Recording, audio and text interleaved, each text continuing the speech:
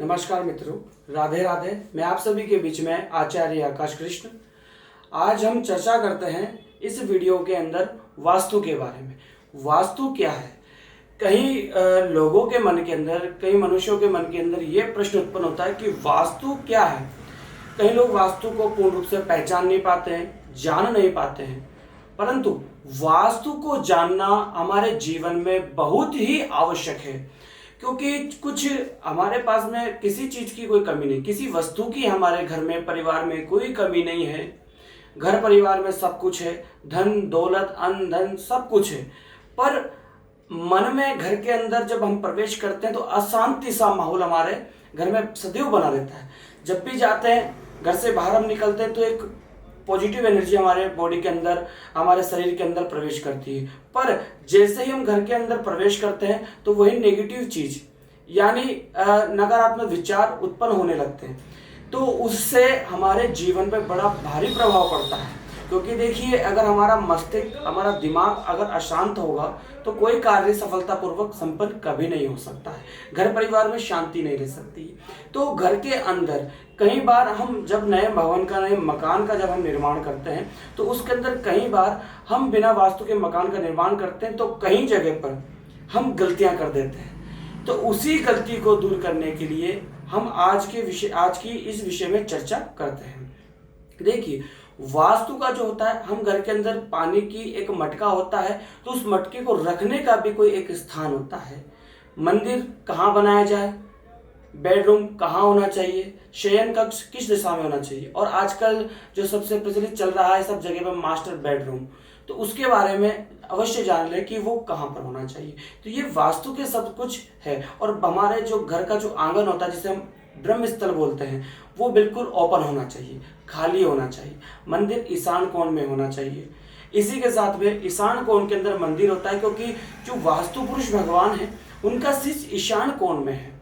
तो ईशान कोण में पूरब और उत्तर के बीच में जो दिशा आती है उसे कहते हैं ईशान कोण।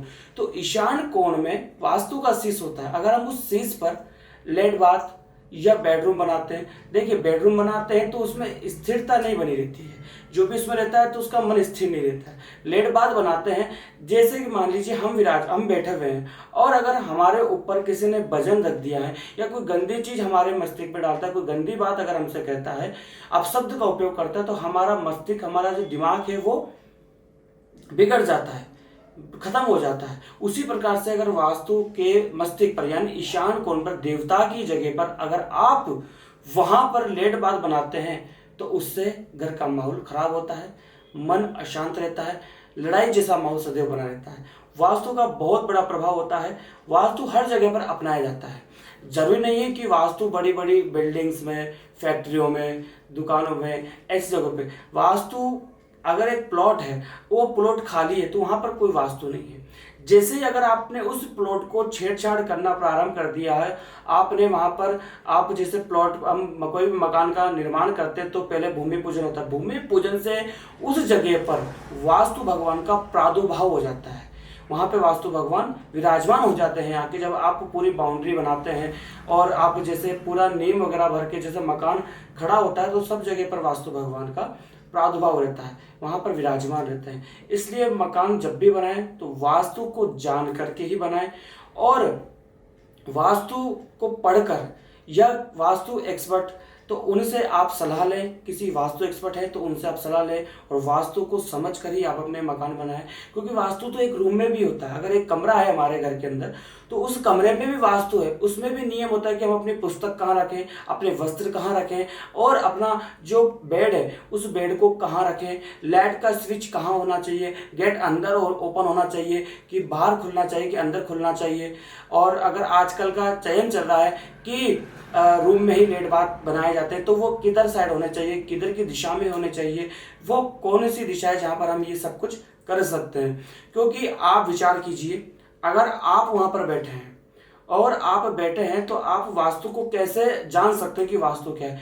आप अपने रूम में, अपने ऑफिस में या जहां पे भी आप बैठे हैं, आप वहां पर विचार कीजिए, आपके ऊपर एक छत है, आप उस छत को देखिए, आप विचार कीजिए अगर वो छत 5 फुट नीचे आ जाए या 4 फुट नीचे आ जाए तो आपको कैसा महसूस होगा उस रूम में?